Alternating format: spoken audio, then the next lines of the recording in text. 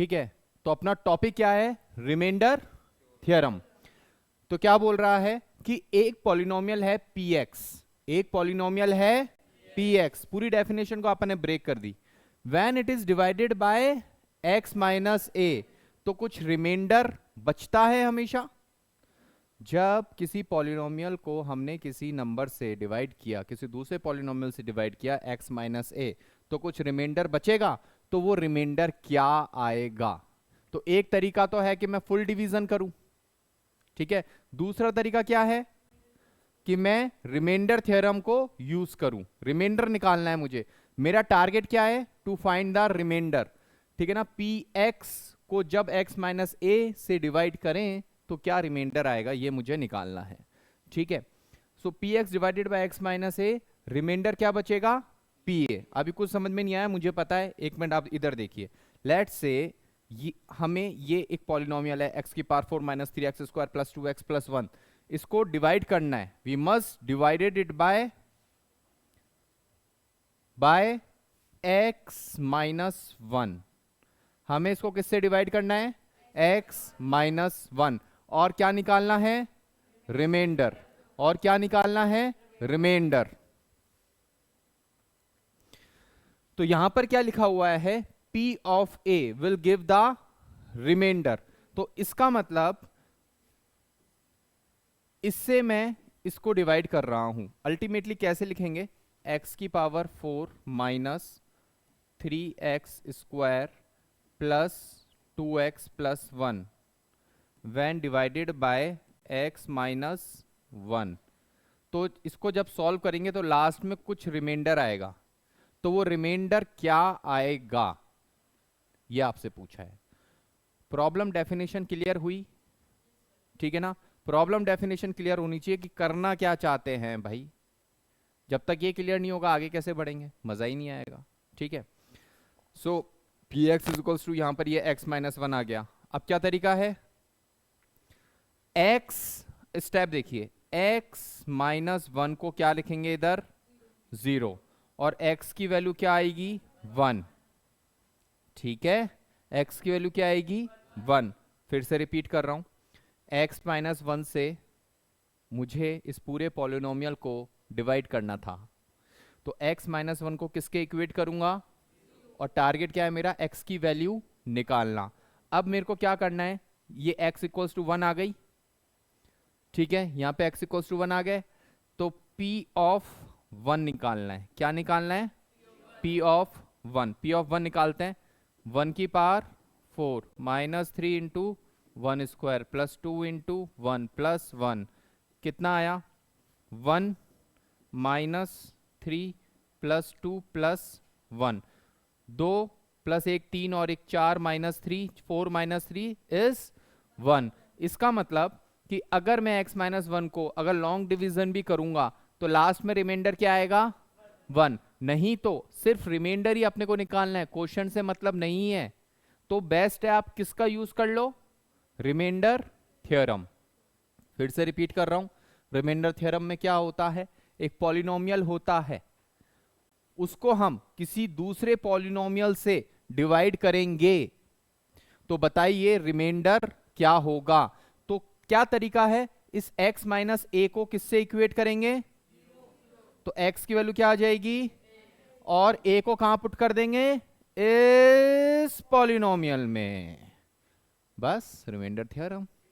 और उसके बाद जो आंसर आएगा वो आएगी रिमाइंडर थ्योरम, ठीक है। अब आपके दिमाग में कंफ्यूजन रहा होगा कि सर पता नहीं आप सही कह रहे हो गलत कह रहे हो, ठीक है।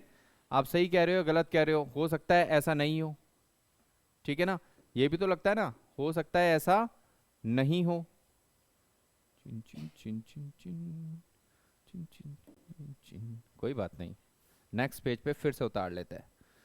क्या था अपना? x की power 4 minus 3x square plus 2x, x की power 4 minus 3x square plus 2x plus 1 को किससे डिवाइड कर रहे थे अपन? x माइनस 1 से। किससे डिवाइड कर रहे थे? x माइनस 1 से। तो लॉन्ग डिवीजन से भी करके देख लेते हैं कि 1 आ रहा है क्या, कोई दिक्कत थोड़ी ना है। लॉन्ग डिवीजन से भी करके देख लेते हैं कि 1 आ रहा है क्या, राइट। लॉन्ग डिवीजन से भी करके देख लेते हैं कि 1 आ रहा है क्या, ठीक है। तो एक बार लॉन्ग डिवीजन से करके देखते हैं। तो लॉन्ग डिवीजन से कैसे करेंगे, x की पावर 4 है और यहां पर क्या लिखेंगे x, तो कितना बनेगा x क्यूब, ठीक है ना। x को इससे मल्टीप्लाई करेंगे, x की पावर 4 माइनस x क्यूब, यही आएगा, ठीक है। फिर यहां माइनस और माइनस का साइन लगाएंगे, इसको ऐसे काट देंगे, माइनस माइनस क्या होगा प्लस एक्स क्यूब, और पूरा उतार लेंगे, -3x² plus 2x plus 1। This is long division. फिर से देखिए, अभी चेक करिए, इसकी डिग्री 1 है और इसकी डिग्री 3 है ना। तो इसका मतलब अभी जब तक हम ये जो हमने फर्स्ट स्टेप किया है, इसको इससे डिवाइड किया है, हम कब तक कर सकते हैं, जब तक कि इसकी डिग्री इससे बराबर हो जाए। अभी इसकी डिग्री ज्यादा है, लेकिन अगर इसकी डिग्री कम हो गई और इसकी डिग्री ज्यादा रह गई तो वो हमारा रिमाइंडर होगा।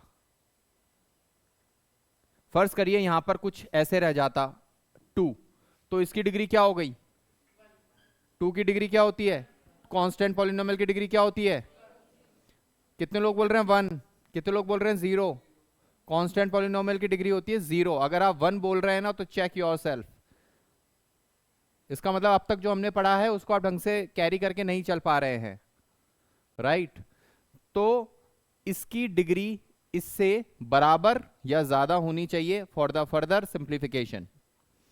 तो x cube divided by x, तो कितना होगा ये x² होगा, नहीं होगा, तो plus x² into x cube minus x², again minus करेंगे, ये कट गया, इसको भी माइनस करेंगे, माइनस माइनस प्लस, तो -2x² plus 2x plus 1, x से x कटेगा, -2x, तो कितना बनेगा -2x², minus minus plus 2x, minus minus cut cut, और लास्ट में क्या बचा 1।